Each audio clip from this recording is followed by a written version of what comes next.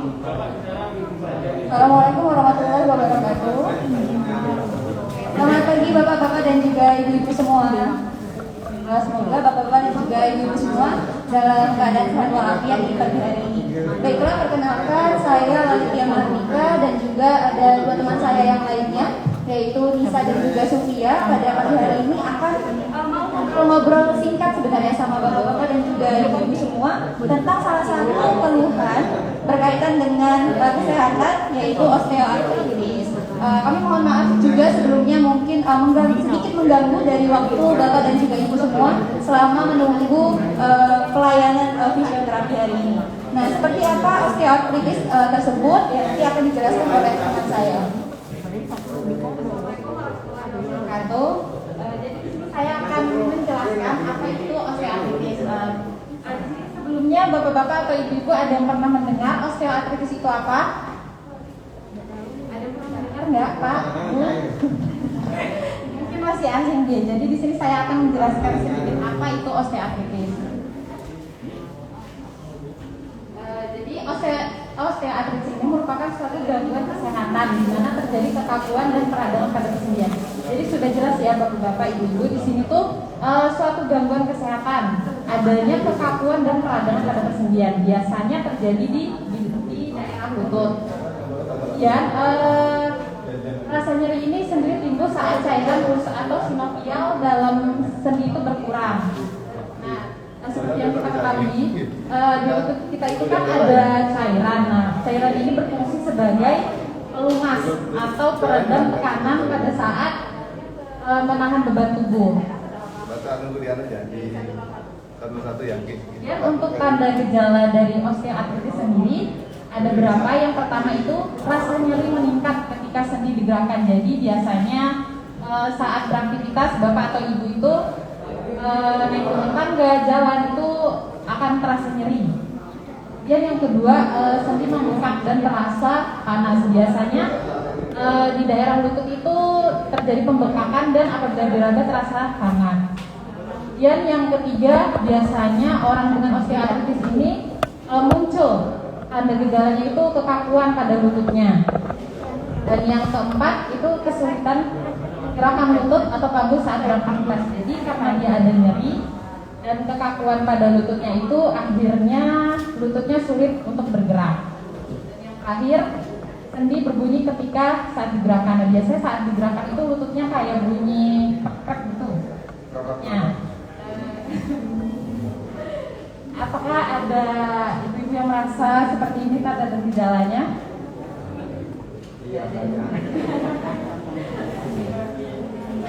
Selanjutnya akan dijelaskan oleh. Oke, selanjutnya apa sih sebenarnya faktor penyebab yang menyebabkan kita itu bisa pengapuran sendi ataupun osteoartritis? Nah, ini penting banget Bapak-bapak dan juga Ibu-ibu semua untuk kita ketahui, sehingga memang kalau kita ada faktor-faktor penyebab ini, seenggaknya sebelumnya itu kita bisa menghindari gitu ya. Apa faktor yang pertama? Itu adalah faktor usia. Nah, jadi bapak-bapak ataupun ibu-ibu semua yang usianya itu lebih dari 50 tahun memang harus mewaspadai adanya kondisi dari osteoartritis ataupun peradangan pada sendinya. Gitu ya. Jadi pun biasanya kalau bapak-bapak dan ibu-ibu yang juga terapi di sini rata-rata kalau yang saya lihat itu juga usianya itu lebih dari 50 tahun. Nah, kemudian yang kedua, faktor penyebab lainnya adalah mengalami cedera pada sendi. Mungkin pada masa mudanya begitu ya, pernah jatuh dari motor atau pernah jatuh kemudian dari tangga, kemudian napak di bagian lututnya. Nah, ini bisa kemudian berbahaya menyebabkan dari osteoartritis ataupun peradangan sendi. Nah, kemudian yang ketiga, ada riwayat osteoartritis dalam keluarga, seperti misalnya ibu atau bapak kita sebelumnya itu juga lututnya sakit-sakit, nyeri-nyeri ya, ataupun membengkak. Nah, ini akhirnya menyebabkan bisa jadi kita juga kena pengapuran sendi. Nah, sehingga akhirnya kita juga perlu mewaspadai. Untuk anak-anak kita barangkali ya Bapak dan Ibu saat ini ada keluhan pada lututnya. Nah, anak-anak kita perlu dirutin. Ya. Bagaimana kemudian penjagaan terhadap kesehatan di lututnya. Nah, faktor penyebab yang keempat Bapak-bapak dan Ibu-ibu semua, yaitu memiliki riwayat operasi pada tulang dan sendi. Ya, jadi kalau sebelumnya tulang dan sendi di bagian lututnya itu pernah dioperasi, nah ini juga bisa menyebabkan terjadinya pengapuran sendi pada lutut. Nah, kemudian faktor penyebab berikutnya berjenis kelamin perempuan, terutama perempuan-perempuan yang sudah menopause. Jadi karena usia sudah tua gitu ya, kemudian hormon-hormon di dalam tubuhnya juga ada berkurang, akhirnya cairan di lutut yang sebenarnya itu membantu buat bergerak, nah itu berkurang, nah akhirnya bisa menyebabkan dari nyeri-nyeri pada lututnya, gitu ya. Jadi ibu-ibu memang lebih banyak kena yang namanya pengapuran sendi daripada bapak-bapaknya. Kemudian ada faktor lainnya itu menderita penyakit tertentu seperti diabetes dan juga hipertensi atau darah tinggi. Nah ini juga bisa mengarah nantinya menyebabkan kepada osteoartritis. Yang terakhir adalah faktor penyebabnya itu mungkin aktivitas kita, pekerjaan kita itu terlalu banyak ataupun terlalu besar sehingga menyebabkan sendi lutut kita itu tertekan secara terus-menerus. Tuh, misalnya bapak dan ibu dulunya itu pekerjaannya mengangkat beban-beban yang begitu berat gitu ya, sehingga harus dari jongkok ke berdiri secara berulang terus-menerus. Nah ini akhirnya bisa menjadi faktor penyebab terbesar terjadinya osteoartritis ataupun pengapuran sendi. Jadi kalau bapak-bapak dan ibu semua ada faktor-faktor yang penyebab seperti ini, nah maka perlu untuk diperhatikan kesehatan berikutnya. Lalu komplikasi osteoartritis seperti apa? Komplikasi itu berarti osteoartritis bisa menyebabkan suatu kondisi ataupun penyakit lain. Apa aja? Yang pertama itu ada gangguan tidur, Bu. Biasanya kalau lutut kita itu sakit, nyeri, pasti kan kemudian kita kayak tidurnya terasa nggak nyaman gitu ya. Yang dulunya mungkin tidurnya 8 jam sehari, setelah kena nyeri sendi akhirnya 5 jam sehari karena terganggu sama rasa sakit di lututnya. Juga komplikasi ya osteoartritis atau pengapuran sendi itu bisa menyebabkan yang namanya gangguan kecemasan sama depresi karena rasa sakit itu ya, kemudian kita mau aktivitas jadi susah gitu ya, mau melakukan pekerjaan juga jadi lebih terbatas, akhirnya itu bisa menyebabkan depresi, bahkan bisa menyebabkan kita itu pekerjaannya, penghasilan dan lain sebagainya itu jadi terganggu. Nah kemudian komplikasi yang keempat itu ada kerusakan jaringan tulang ya, karena kan sendi itu dekat dengan tulang ya Bapak dan Ibu, sehingga kalau sendinya tadi ada peradangan ya tulangnya juga nanti bisa ikut-ikutan jadi rusak. Nah kelima ada iritasi pada sendi dan yang terakhir itu ada saraf kejepit ataupun HNP. Sebenarnya ini nggak langsung relate apapun, maksudnya tidak langsung berkaitan gitu ya. Pengapuran sendi langsung kena HNP enggak juga ya. Tapi memang banyak dari pasien yang sakit di pinggangnya itu juga cenderung nanti sakit di lututnya ataupun sebaliknya. Sehingga sebenarnya komplikasi osteoartritis yang ada di depan ini enggak sebenarnya langsung terjadi ketika kita kena pengapuran sendi. Ya secara umumnya sebenarnya seperti ini.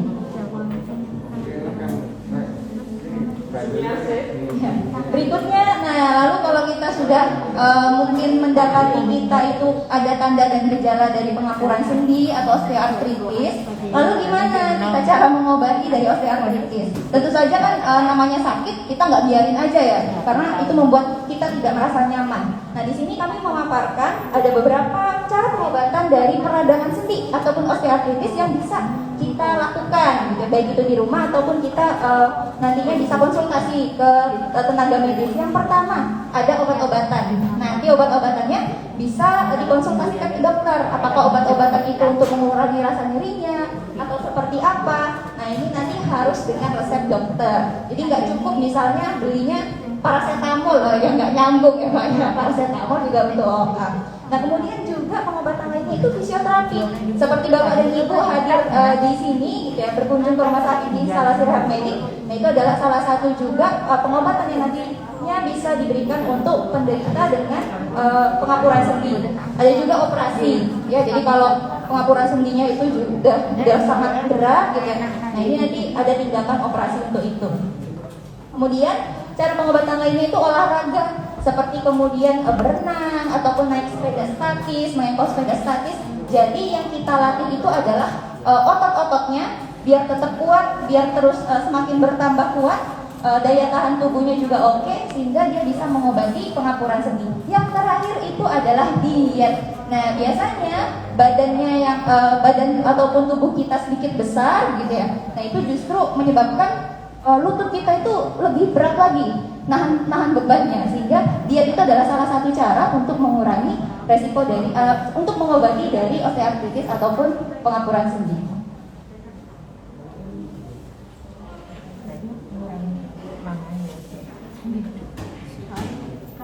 Nah, ini selanjutnya gimana mencegahnya akan disampaikan oleh teman saya Sufi.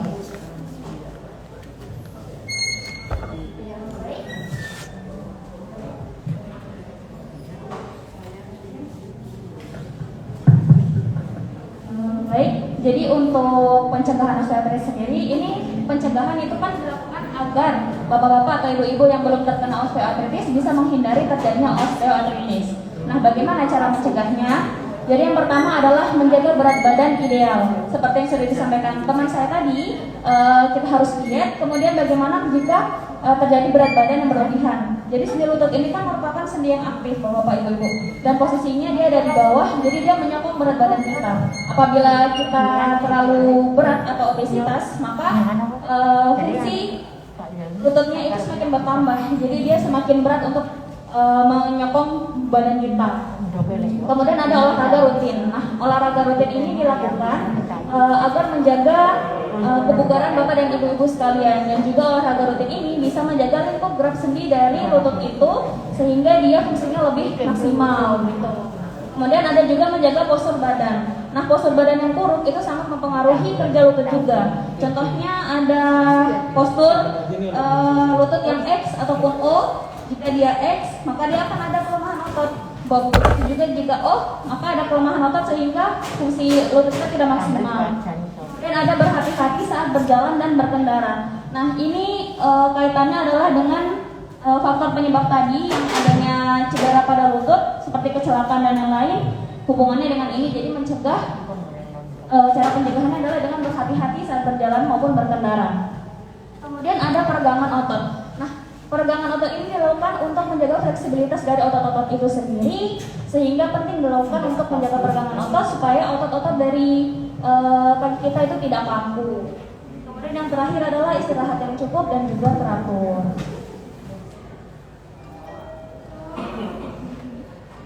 Baik, berikutnya adalah untuk penata pelaksanaan dari fisioterapi sendiri untuk kasus osteoartritis ini sendiri.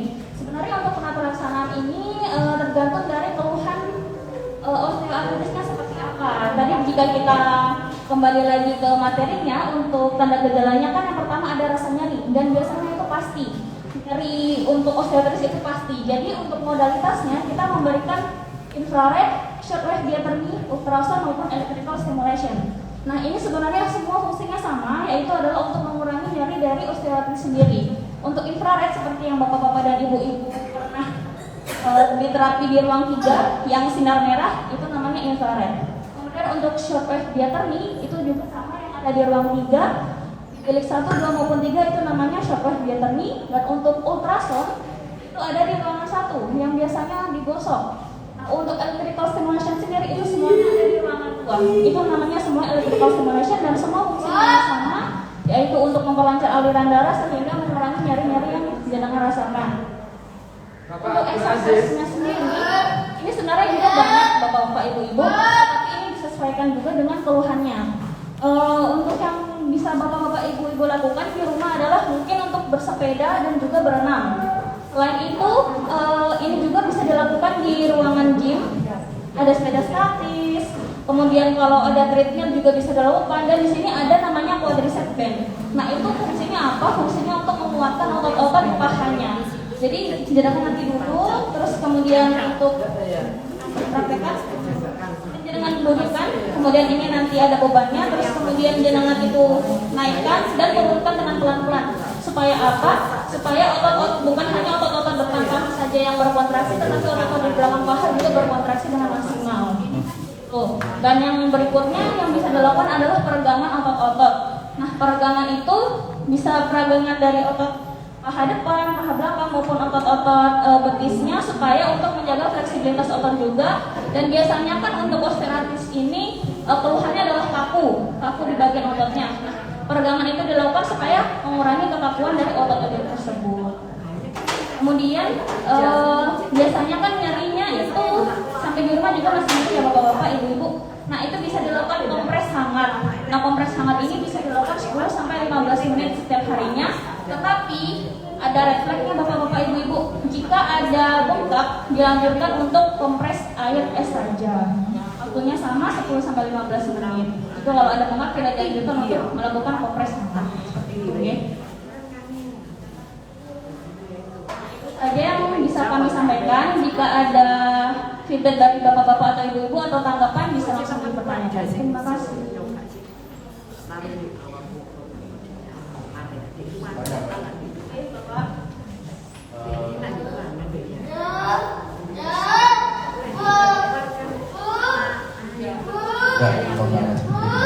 Pengapuran itu apa sama dengan tulang tubuh? Sama dengan tulang yang tumbuh.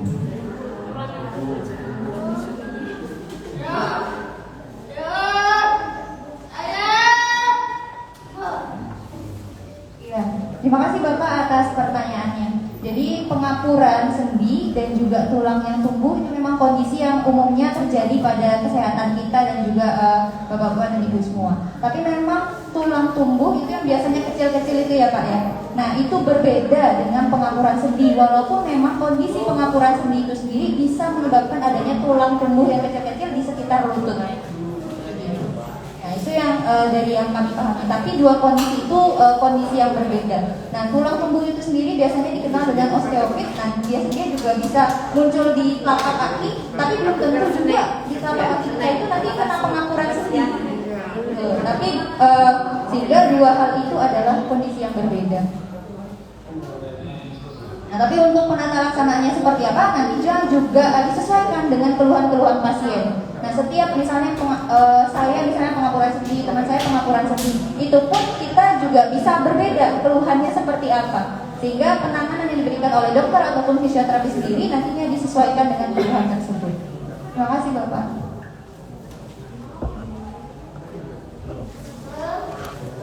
Apa ada pertanyaan lain dari Bapak dan Ibu semua?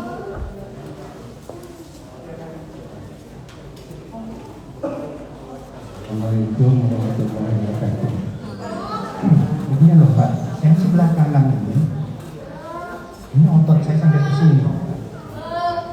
Ini otot di belakang ini sampai ke sini. Apa ada pengaruh dengan pengapuran itu?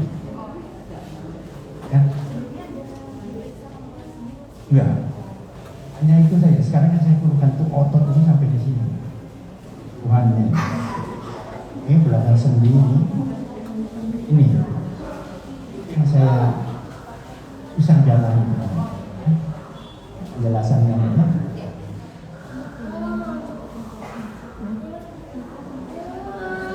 Saya ulangi untuk pertanyaan Bapak yang tadi di belakang. Jadi pertanyaan tadi mengeluhkan beliau itu terasa nyeri ya Pak ya?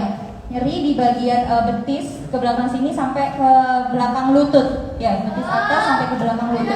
Nah, apakah kemudian kondisi tersebut ada hubungannya dengan pengapuran sendi? Nah, sementara memang tadi ketika saya tanyakan apakah ada diagnosa dari dokternya untuk pengapuran sendi, tadi Bapaknya bilang tidak ada ya Pak ya? Nah, itu bagaimana kemudian? Baik, untuk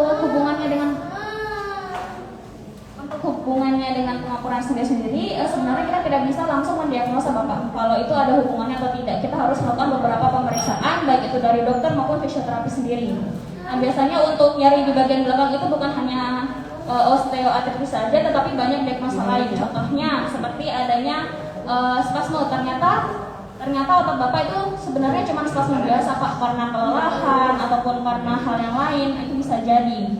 Atau bisa juga itu ada namanya muscle strain. Jadi dia bisa jadi karena terlalu adanya peregangan yang berlebihan sehingga menyebabkan nyeri pada otot-ototnya Bapak di sekitar lutut situ. Jadi sebenarnya untuk menegakkan diagnosa dari osteoartritis sendiri itu banyak sekali pemeriksaan yang harus kita lakukan dulu. Jadi tidak ujuk-ujuk terus kita bilang, oh ternyata ada nyeri di lutut. Osteoartritis tidak seperti itu. Mungkin ada tambahan dari teman-teman. Nambah. Ya, makasih Mbak. Terus yang mau tanya tadi solusinya gimana? Ini kan saya ada kerang rasanya. Saya sih memang tiap hari itu dulu mulai muda sampai sekarang itu saya sudah 2 bulan saya nggak jogging ya. Dulu saya hobi saya jogging. tiap hari 30 menit. Dan kadang saya renang.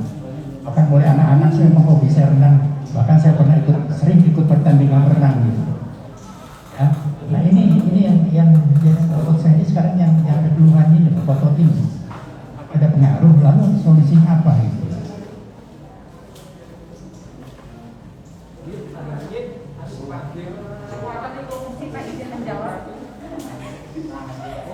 Jadi solusi yang bisa diberikan itu bisa kompres, juga bisa peregangan Pak. Jadi peregangan yang dilakukan itu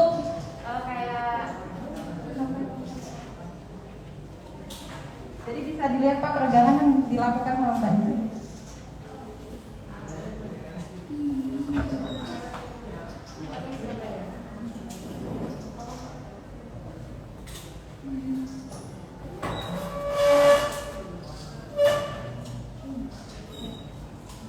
Jadi bisa dilakukan peregangan seperti ini 8 hitungan dengan 3 kali repetisi. Jadi posisi kakinya lurus Pak, kemudian telapak kakinya ini ditarik ke arah atas. Nah, ditahan 8 hitungan 3 kali pengulangan. Kurang lebih seperti itu. Berapa tadi? 8 detik ya? Iya, 8 detik. Berapa kali? 8 detik berapa kali? 3 kali pengulangan Pak. 1, 2,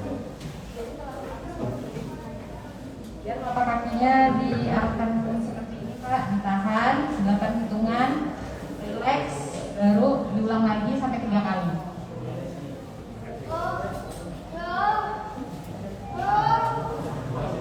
Ya, jadi selain dalam posisi yang seperti itu, juga bisa kemudian dalam posisi berdiri Bapak seperti menjinjit sama 8 kali 3 hitungan, ataupun posisi kakinya yang begini dua-duanya, tapi kaki sambil pegangan. Nah ini sama aja. Cuma yang tadi posisinya duduk, yang ini sekarang posisinya berdiri. Tapi duduk itu memang jauh lebih maksimal dibandingkan posisi berdiri. Nah sehingga kondisi yang tadi Bapak sampaikan tadi itu adalah kondisi yang nantinya berkaitan dengan kesehatan gangguan pada ototnya. Nah jadi berbeda dengan gangguan pada kondisi lututnya. Sehingga juga nanti bisa dipastikan dengan tanda dan gejala. Apakah tadi tanda dan gejala yang pertama itu nyeri di pada area lutut. Kalau Bapak tadi kan nyerinya di bagian belakang ya Pak ya, pada betisnya. Kemudian adanya bunyi krek-krek atau krepitasi. Kalau memang pada lututnya tidak ada bunyi krek-krek, berarti memang kemungkinan besar bukan ke arah ke pengapuran sendi, tapi memang ke arah lutut di bagian betis ataupun bahasanya gastrocnemius. Seperti itu Bapak.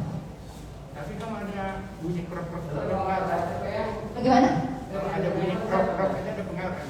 Krok-krok di sininya berarti perut Pak.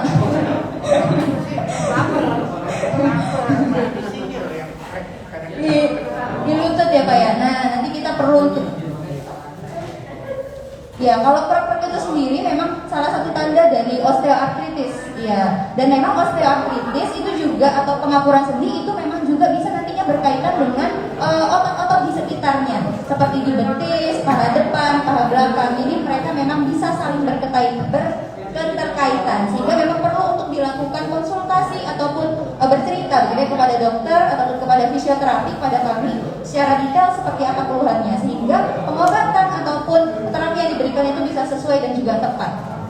Terima kasih. Sama-sama Bapak. Apa ada dari Bapak dan Ibu yang lain? Oke.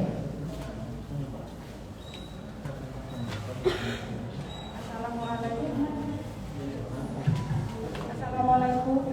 Jadi sekitar 5 tahun yang lalu saya mengalami kecelakaan dan lutut saya ini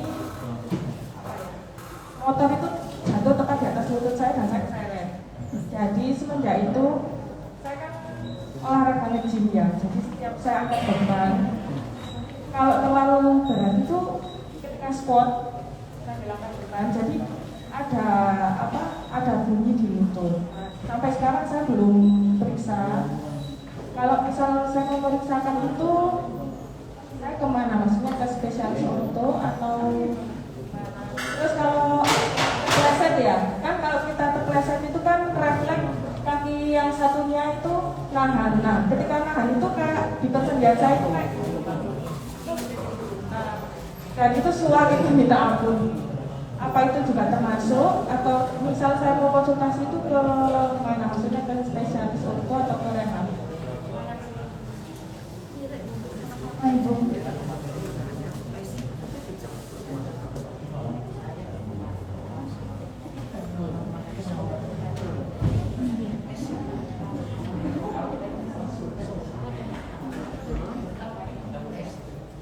Oh ya, tadi yang pertanyaan pertamanya itu ibu terjatuh, kemudian lututnya itu napak gitu ya, dan Kerobohan motor. oh keseret gitu ya. Kemudian sampai sekarang tuh masih terasa keras gitu ya, ketika kemudian melakukan angkat beban. Yang disertai sama psikologi. Jadi setiap itu pasti kalau bebannya di luar kapasitas saya ya, itu pasti Iya. derajat. Iya. Iya. Jadi memang kondisi nyeri pada lutut itu tidak semua langsung mengarah kepada osteoartritis ataupun pengakuran sendi. Tapi kalau kita lihat kondisi lutut sendiri itu unsurnya kan banyak ya Bu ya. Ada tulang, kemudian ada ligamennya, dan ligamen di dalam ligamen itu penyambung gitu ya, antara tulang yang satu dengan tulang yang lainnya. Sehingga ada juga tendonnya nanti di sekitar sana. Sehingga kemudian ketika kita mengeluhkan suatu kondisi pada lutut, belum tentu itu disebut dengan pengapuran sendi. Nah, bisa jadi pada problem-problem yang lain. Kalau dilihat dari kondisi yang tadi Ibu sampaikan, itu sepertinya kemungkinan besar itu ada problemnya pada kondisi ligamennya, ya, penghubung antara tulang yang satu dengan tulang yang lainnya. Apakah itu dia terputus atau sepertinya tidak terputus, tapi bisa jadi luka atau robek. Sehingga ketika sesuatu yang sebenarnya itu putih, lurus gitu ya, tapi kemudian ada luka atau robeknya, tentu akhirnya mempengaruhi pada kekuatan ototnya. Apalagi kemudian ibunya tadi melakukan aktivitasnya seperti squat, kemudian mengangkat beban. Wah, itu memang kondisinya sangat berat sekali Bu. Squat saja itu sebenarnya sudah susah gitu. Ditambah angkat beban. Nah, dia menangis ini sebenarnya. Jadinya dia terasa nyeri-nyeri seperti itu. Nah, bagaimana kemudian mengatasinya? Maka kita juga harus mengetahui daya tahan dari kekuatan otot kita. Jadi memang tidak langsung serta-merta kita memberikan semaksimal mungkin, tapi kita harus memberikannya secara bertahap. Iya, ada latihan ataupun penguatan-penguatan yang kemudian kita sesuaikan dengan kondisi tubuh. Saya pikir sebenarnya kondisi ibunya belum siap ataupun belum kekuatan ototnya belum mampu untuk langsung dengan squat disertai dengan pengangkatan beban. Perlu untuk dilatih pada latihan-latihan yang lain sehingga kemudian menyokong untuk kekuatan ototnya. Selain itu pula perlu juga dengan penata laksana fisioterapi dengan modalitas seperti itu, ataupun juga dengan bantuan dari obat-obat dokter barangkali disertai ada rasa nyeri. Seperti itu. Menurut apa ada bapak-bapak dan ibu yang lain yang ingin bercerita?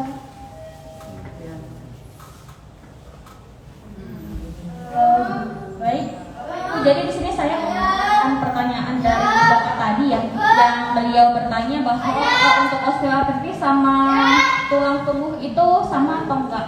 Nah, sebenarnya untuk osteoartritis sendiri itu kan dia adanya pengikisan di bantalannya ya Pak. Jadi seperti ini gambar lutut, di sini yang biru-biru ini kan merupakan bantalan. Terus kemudian dari bantalan ini menempel. Nah, kemudian dari bantalan ini kan menempel tulang rawan yang warna putih. Biasanya kalau bapak-bapak makan ayam, di situ ada tulang rawan putih. Nah, di situ ada saraf-sarafnya yang dia ini karena dia terkikis, sarafnya ini ikut apa ya Pak ya? Ikut gesek gitu. Nah, jadi dari saraf-saraf inilah timbullah nyeri.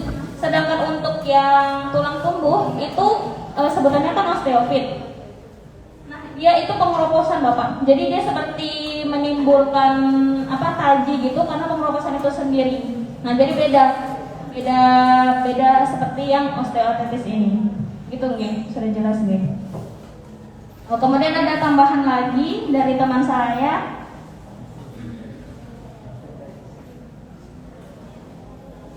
Jadi saya mau menambahkan lagi Pak untuk Bapak yang perkara tadi yang ototnya nyeri ya Pak. Jadi karena posisi udah terjadi perubahan postur, karena lututnya sakit kan Pak, otomatis otot yang ada di paha ini ketarik dan dia memendek, sehingga terjadi ketegangan pada ototnya. Seperti itu Pak. Misal posisi kaki Bapak kayak gini ya, posisi nyamannya agar tidak nyeri, jadi otot hamstringnya ini ketarik Pak, jadi memendek dia. Otomatis otomatis tegang.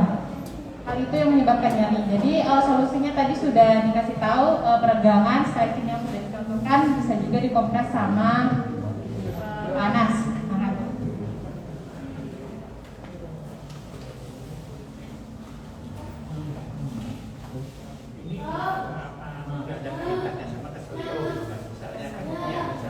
Oh gitu, apa ada kaitan?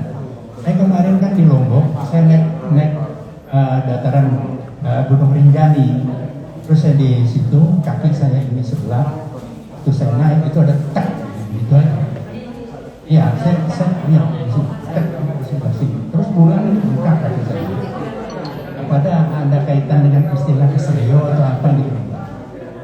Terus ini sekarang kan itu kan jadi saya punya ini yang terus nih, mulai belakang sini sampai sini.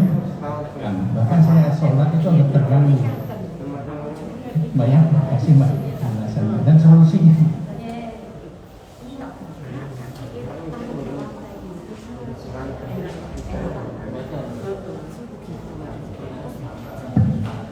Baik Bapak, seperti yang sudah saya jelaskan di awal tadi ya Pak, untuk diagnosa itu kan banyak. Nah, dari keselio itu sendiri menurut saya bisa. Dari keluhan Bapak itu bisa bisa akibat keselionya itu tadi. Karena akibat keselio tadi posisinya gimana Pak? Begini ya?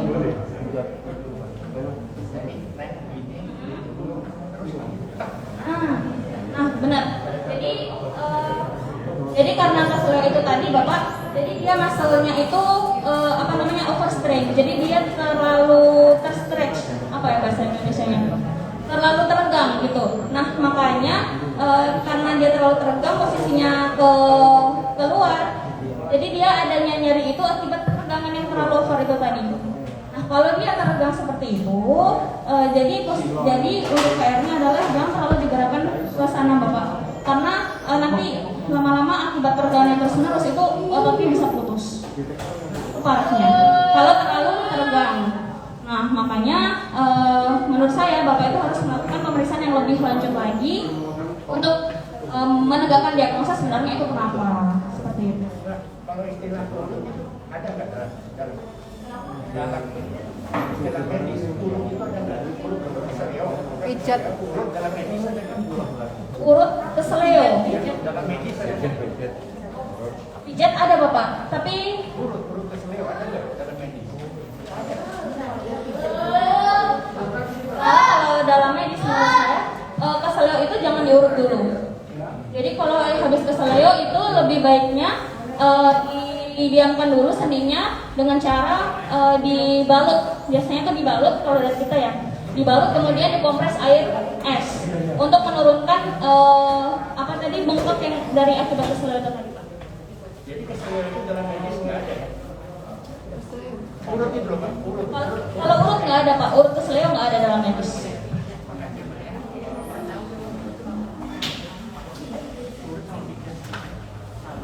Baik, terima kasih Bapak Ibu atas partisipasinya hari ini. Terima kasih banyak atas feedback yang diberikan kepada kami. Semoga semua materi dari kita ini bermanfaat untuk Bapak dan Ibu ke depannya. Kami mohon maaf apabila masih banyak kekurangan. Terima kasih. Wassalamualaikum warahmatullahi wabarakatuh. Terima kasih dari mahasiswa UMM dan teman-teman yang sudah hadir untuk materi ini. Terima kasih Bapak Ibu semuanya. Apa yang telah disampaikan tadi semoga menjadi tambahan ilmu ya. Kita saling berbagi pengalaman, berbagi ilmu. Harapannya nanti kita bisa hidup lebih sehat lagi, kualitas hidup kita lebih baik lagi. Itu ya Bapak Ibu ya. Sehat semua ya.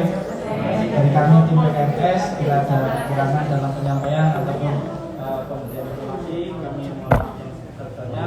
Kami akhiri dengan doa penutup majelis. Alhamdulillahirobbilalamin. Subhanallahumma wa bihamdihi. Assalamualaikum warahmatullahi wabarakatuh.